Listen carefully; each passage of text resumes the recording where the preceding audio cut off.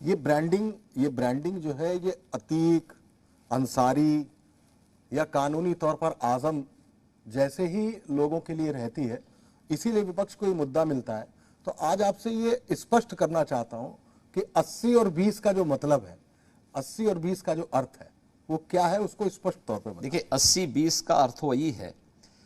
कि 80% सीटें भारतीय जनता पार्टी जीत रही है और 20% में बंटवारा है कांग्रेस, बसपा, सपा के बीच। 80% सीटें भारतीय जनता पार्टी में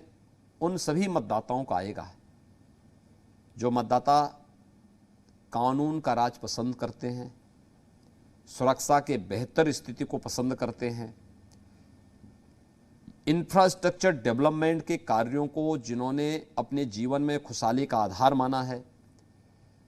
जिन लोगों को गरीब कल्याणकारी योजनाओं का लाभ मिला है या जिन्हें ये पसंद है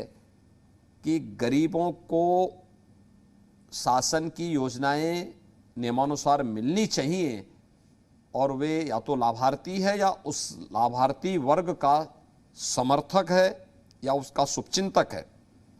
यह सभी वर्ग भारतीय जनता पार्टी के पक्ष में होगा। लेकिन जो दंगा प्रस्त हैं, भय और अराजकता का माहौल पैदा करने वाले तत्व हैं, पेशेवर माफिया और अपराधी हैं और जिन लोगों ने भ्रष्टाचार को अपने जीवन का शिष्टाचार बना दिया है,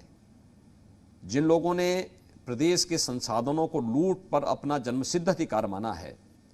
जिन लोगों ने गरीबों के निवाले को छीनने का कुत्सित प्रयास किया है, वे 20% ऐसे तत्व हैं जो प्रदेश के विकास में भी बाधक हैं, प्रदेश में अराजकता पैदा करने के लिए बार बार कुत्सित प्रयास भी करते हैं और जिनको प्रदेश की जनता कभी बर्दाश्त नहीं करती है, वह दूसरी तरफ जाएंगे। खबरों में बने रहने के लिए आप हमारे फेसबुक, ट्विटर, इंस्टाग्राम पेज को फॉलो कर सकते हैं और ताज़ा अपडेट्स के लिए हमारे यूट्यूब चैनल जी सलाम को सब्सक्राइब कर सकते हैं और हाँ, बेल आइकन दबाना बिल्कुल ना भूलें।